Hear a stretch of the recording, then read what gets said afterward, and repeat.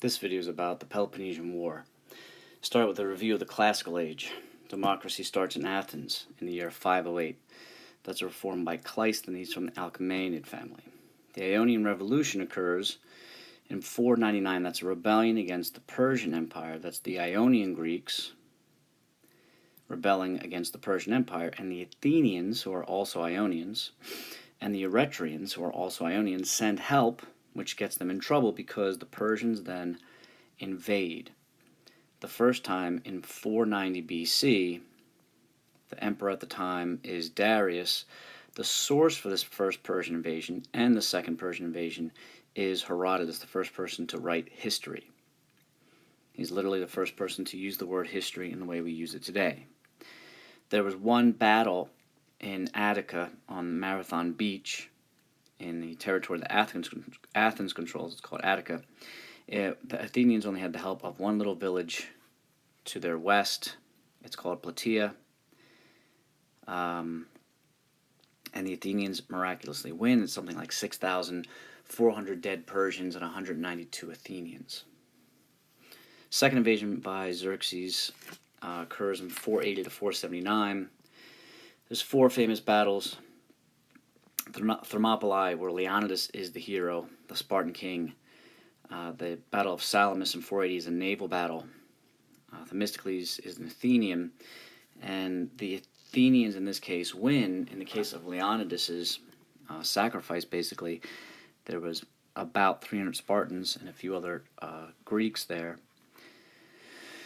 And Leonidas and all the Spartans died fighting to, hold the Persians off or test their strength or something.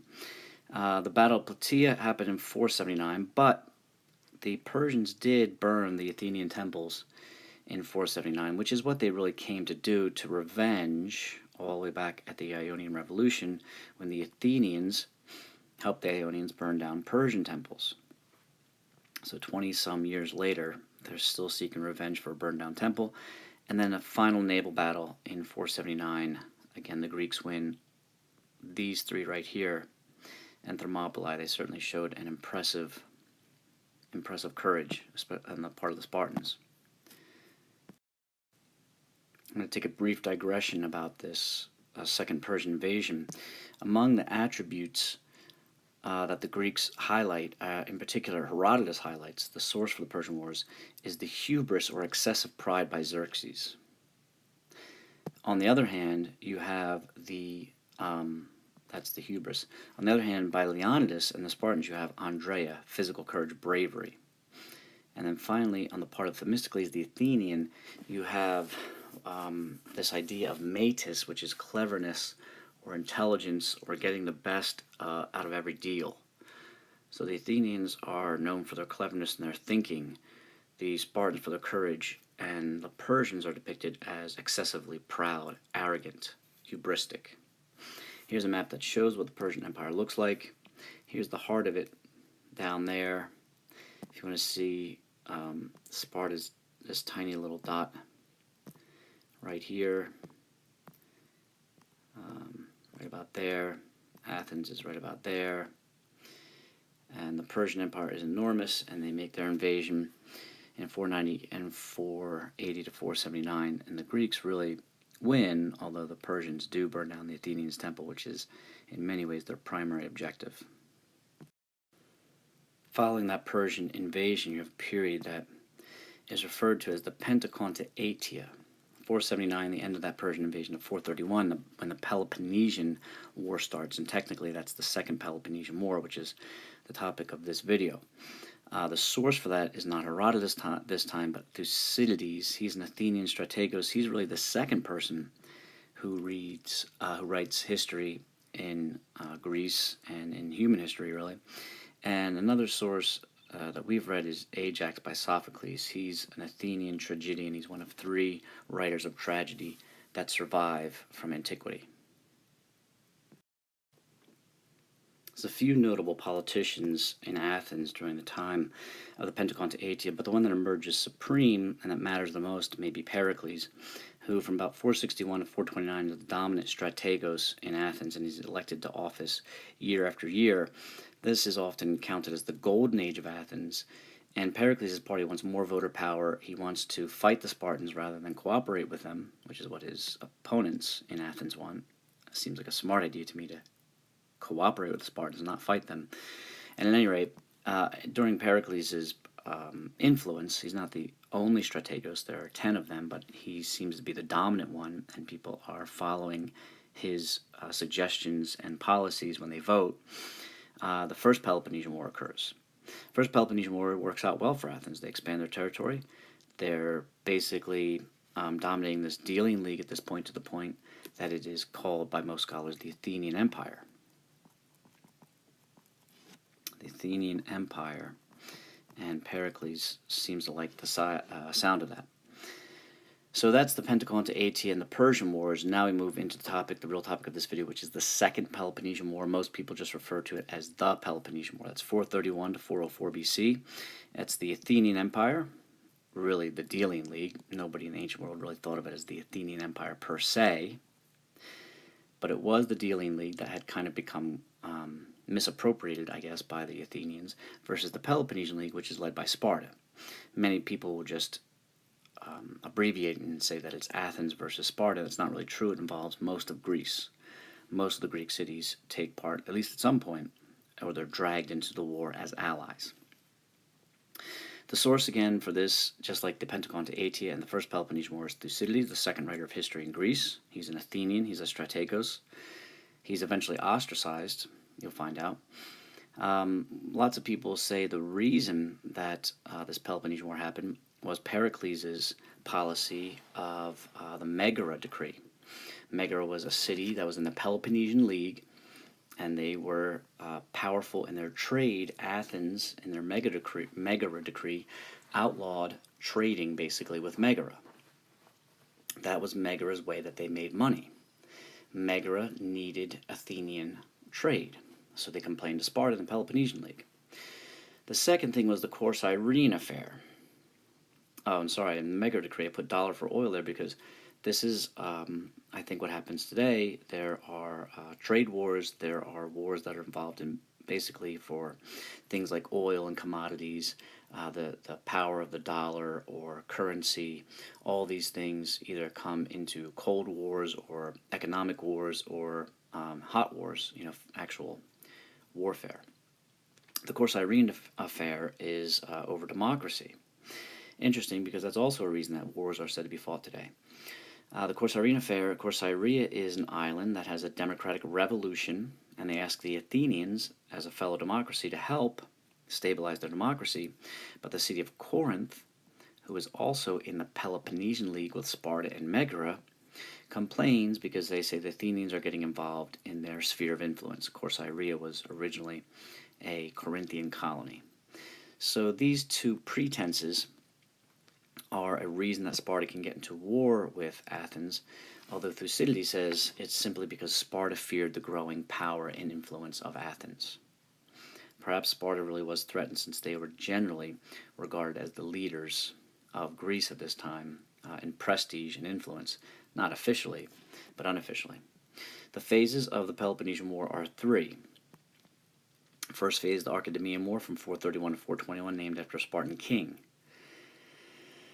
Pericles develops a policy whereby all of Attica, the entire region the size of Rhode Island, goes into the city walls of Athens, even the people from the country, even their animals. And during this time, in the first 2 years of the war, a plague coming from a ship that traveled up the Nile came into the port of Athens, and everybody was packed into the city in the first place, and a plague wiped out maybe 20% of the population. There's been modern speculation that the plague, or the disease, which nobody can really figure out what it was, may have been even Ebola. But Thucydides was a survivor of it, and he gives a pretty detailed account. No one is still really willing to commit what this horrible disease was that ravaged Athens in the beginning of this war. Pericles himself died. The politician that gains influence at this point is Cleon, and he wants war. At one point, Athens, in fact Cleon himself, actually captures live Spartans. shouldn't say it captures live Sparta, but live Spartans. And the Spartans are willing to make peace on pretty favorable terms for the Athenians, but Cleon says, no, no, no, we've got to keep doing war. That was a mistake because Thucydides, the writer of the history of the Peloponnesian War and also an Athenian strategos himself, lost crucial Athenian territory where they had silver mines and lots of timber, wood, for building things like ships. And as a result of this terrible loss, Thucydides was ostracized, really rightly so. Cleon led the campaign to get him out of Athens for 10 years. And remember, an ostracism is only if 6,000 people out of the population of maybe 20,000 voters, only about 30%, but maybe as little as 15% if there's 40,000 voters. Nobody knows the exact numbers of Athenians at this time, but you needed 6,000 votes. That much seems to be secure. And if 6,000 people hated you, you had to leave Athens for 10 years. So it's a pretty powerful tool to curb anybody's influence or if somebody's really a problem. And Thucydides failed majorly. So he probably was kind of justified in kicking him out of the city because he really screwed it up for Athens. Now Athens is kind of losing that war. There is a famous passage from Thucydides called the Mytilenean Debate in 427, where Cleon argues you've got to kill all the inhabitants of Mytilene and sell the women and children to slavery because they're rebelling from the Delian League. And Cleon's argument, to put it in colloquial terms, is if you guys want to have an empire, you Athenians, then you have to be able to pull the trigger and kill these people. You can't back out. You can't feel sorry for them. Well, the Athenians say, okay, let's do it. But then the next day, they kind of take it back.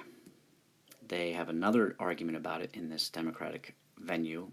They gather the people together, and they say, well, Cleon was probably wrong. We've got to avert this, and they narrowly avert killing this group of people, this whole island full of people. That's in 427 BC. Now you'll see that later the Athenians do something just as bad as this. They actually carry it out. So this is almost like foreshadowing of what the Athenians will do later. So between 431 and 421, the Athenians and the Spartans, Athens definitely doesn't do that well, but maybe we can call the first phase of the war a draw. And the Athenians and the Spartans agree to a peace, and Athens certainly is not in great condition. After the plague, after losing Thucydides' territory that he lost, it's called the Chalcidice, and the allies of Athens kind of are turning on them. Athens is not in great shape, so the peace of Nicias is established with Sparta. Nicias is an Athenian politician and a strategos, and from 421 to 413 there's pretty much peace between Athens and Sparta. Not entirely, but there's supposed to be a peace between them, and a leading politician of the time is Alcibiades.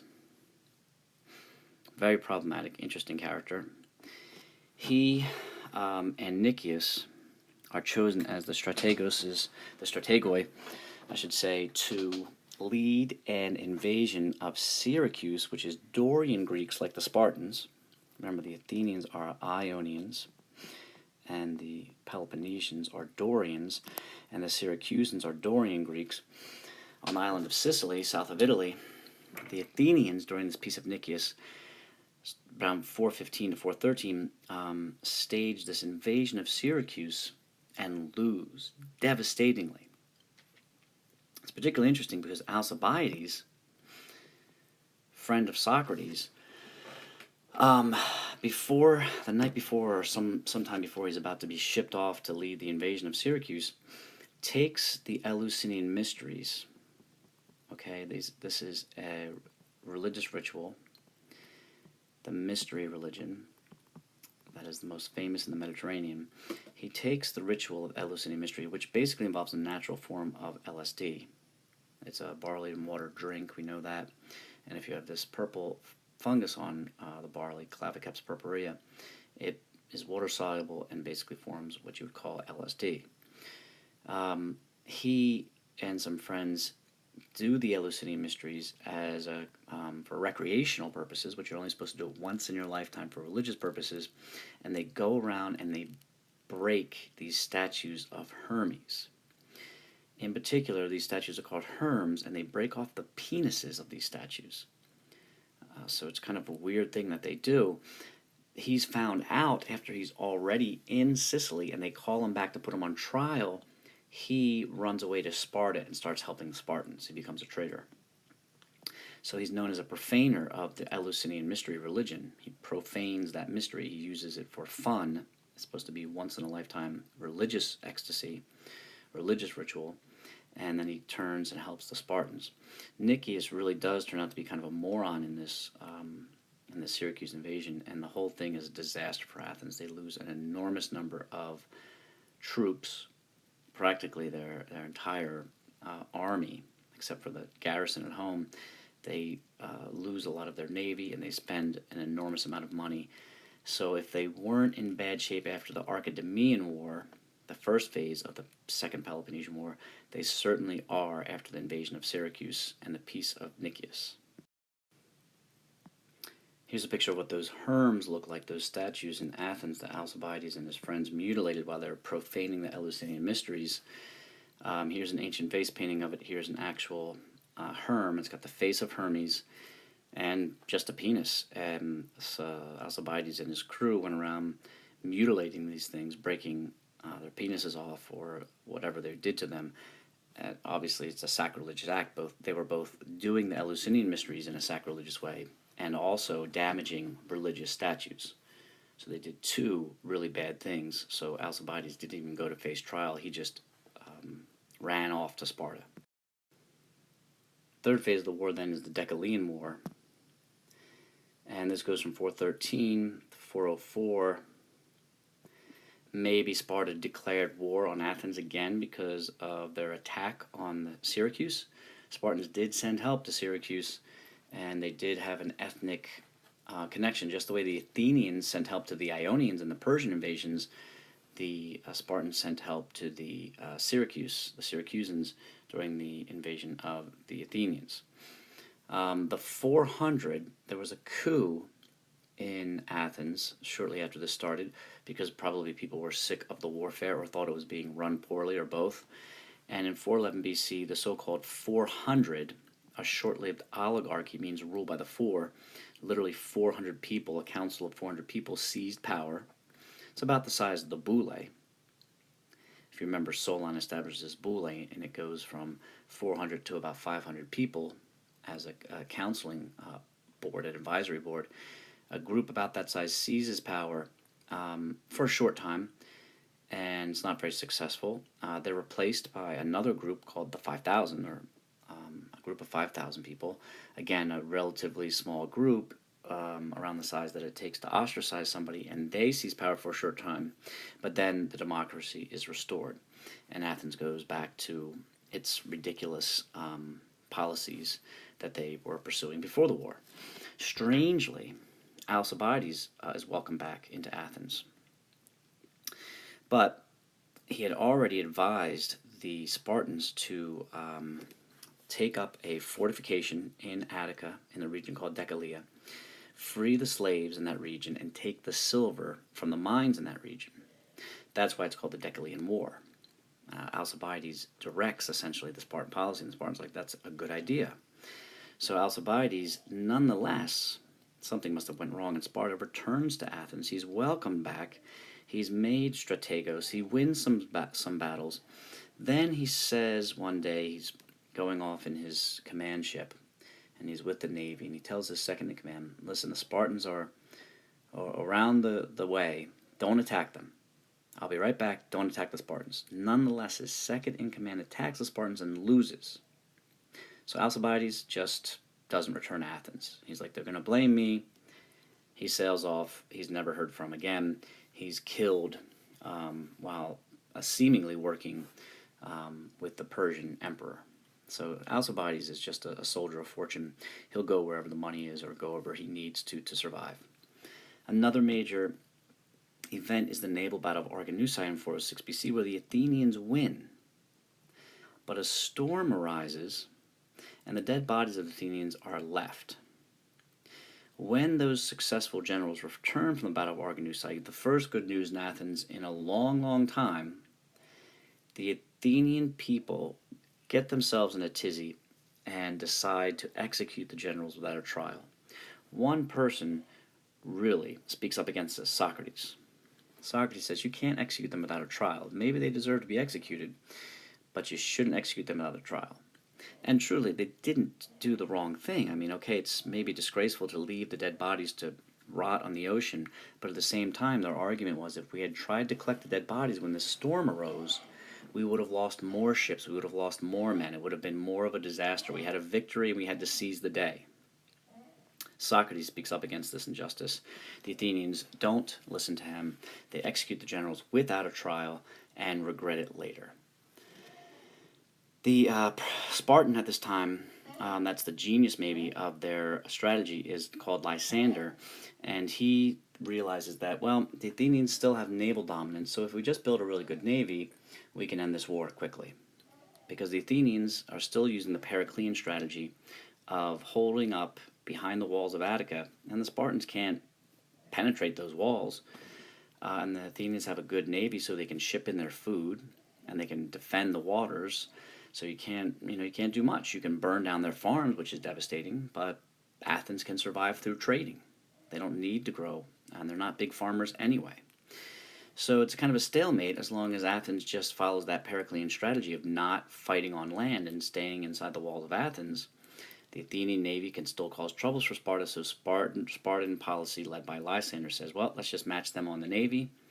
They do. By 401, the war is over, and Sparta has a short-lived puppet government installed called the 30 Tyrants. So remember, the first coup in Athens is the 400, then replaced by the 5,000, and that's in the beginning of the Decelean War.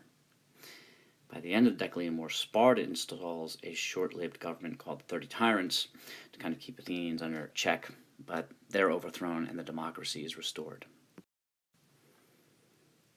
The period following the Peloponnesian War, the Second Peloponnesian War, might be called the Age of Shifting Hegemonies, where Sparta is now on top. Hegemonies means the leadership. Who's the big boss? Who's the most powerful Greek city-state that has the clout to dominate, influence, and even lead the other Greek city-states? They're all independent, but at this point, it's very clear that Sparta is the boss, and Athens kind of challenged them for that, but nobody really wanted to accept Athens' leadership. People really fought against them and were unhappy with them. The Corinthian War follows, though, and it kind of shows an insane period of Greek history. From 395 to 387, Thebes, who was generally an enemy of Athens, Corinth, who was definitely an enemy of Athens in the First and Second Peloponnesian War, and Argos, a longtime enemy of Sparta, all joined forces together. Corinth and Athens, who hate each other, joined forces together, and they're backed by Persian money to attack the Spartans. So now that the Spartans have won and put Athens down, strangely, Thebes, Corinth, Argos, and Athens joined together to attack Sparta. Everybody generally enjoyed and respected Sparta's leadership. Athens seemed to be the problem. And yet, just a few years, 9 years after the war is over, the Peloponnesian War, which was devastating, Athens is back in it, fighting against Sparta, and with some of their old enemies as an ally. Very strange. Basically, it looks like the Greeks are all traitors because the Persians are trying to manipulate Greek policy. It seems like the Persians are somewhat threatened by Sparta, and they want to make sure they keep their power in check. The Spartans aren't really an expansionist power, but nonetheless, Persia likes to meddle in Greek affairs. Then a surprise happens. Thebes, by itself, out of nowhere, gets the hegemony, achieves hegemony over the Greeks. This is the city-state that people fear. Between 371 and 362, at the Battle of Leuctra, by themselves, the Thebans beat the Spartans devastatingly. It's mostly due to the leadership of Epaminondas, who establishes an elite group called the Sacred Band. They all had to be male lovers. In other words, you had to join with your sexual partner. The Sacred Band was an elite force, and they were all sexually involved. Partners joined in this so-called sacred band. So that was one thing they did, and he developed a strategy in which you forced your way through the enemy line by concentrating your forces. So a typical standard Greek force would look like this. You'd have a bunch of hoplites on one wing in rows. This is an aerial view that I'm drawing in red, and then a center wing, center force, and then a right wing force. And those are lines of hoplites, and their spears are pointing this way. And then you can maneuver these three, the left, the right, and the center, against the enemy force, which will be in blue right here, a left, a right, and a middle. What Epaminondas does is concentrate the forces in one particular place. So he might take some of the forces from the right wing here and stack them on the other wing so that it has a really powerful left wing to burst through the Spartan line. And he stacks the remaining troops in a kind of staggered formation that looks like this. So he has this unique strategy, elite forces, and he breaks from the standard battle lines that the Greeks were accustomed to using. And the Spartans don't have an answer to it. Even though the Spartans train all their life for military service, Epaminondas beats them handily. They have a second battle, 371 as Leuctra. They have a second battle in 362, and the Spartans actually make it more or less a draw. But the really bad news is that Epaminondas dies, and he's really the genius behind the Theban military at this point. So that's really kind of the end of Theban hegemony, and the Greeks will go on to, again, kind of shift around alliances and bicker with one another. But the problem is, all this while, a kingdom to the north, Macedon, or Macedonia, whichever one you want to call it, has been growing and expanding. This is where Philip II and his son Alexander the Great live. The interesting thing in particular about Philip II of Macedon, this massive kingdom up here, look at the size of Athens is a tiny little city on this map. Macedonia is this enormous kingdom. Athens is located down here. Sparta is further south, it's not on the map. But they're individual city-states. This is a massive kingdom. The problem is that Epaminondas was the trainer of Philip II of Macedon. So Philip learned everything he knew, and he was a genius militarily himself, and a master negotiator, and good at bribing people, and he had lots of money and lots of troops. Philip of Macedon was trained by Epaminondas as his so-called hostage. He was sent there to enforce a treaty, but as long as the treaty was in good standing, he was treated well. Epaminondas educated him. The other brilliant innovation that Epaminondas adds is longer spears. Imagine if you were fighting the Macedonian army with your Athenian 7-foot spear as you charged in your hoplite formation, and the Macedonians had a 15-foot pike. It's like having a gun that has a longer range. The Athenian spears aren't long enough. These aren't throwing spears, they're stabbing spears. The Athenian spears aren't long enough to reach the Macedonian spears. They have 8-foot advantage, the Macedonians. So all the while that Greece is tearing itself apart with this kind of a civil war between the Athenians and the Peloponnesian League, Macedon is growing, Macedon's getting richer, Macedon is making alliances, and Philip II is waiting. The next move is he will come down and conquer really all of Greece.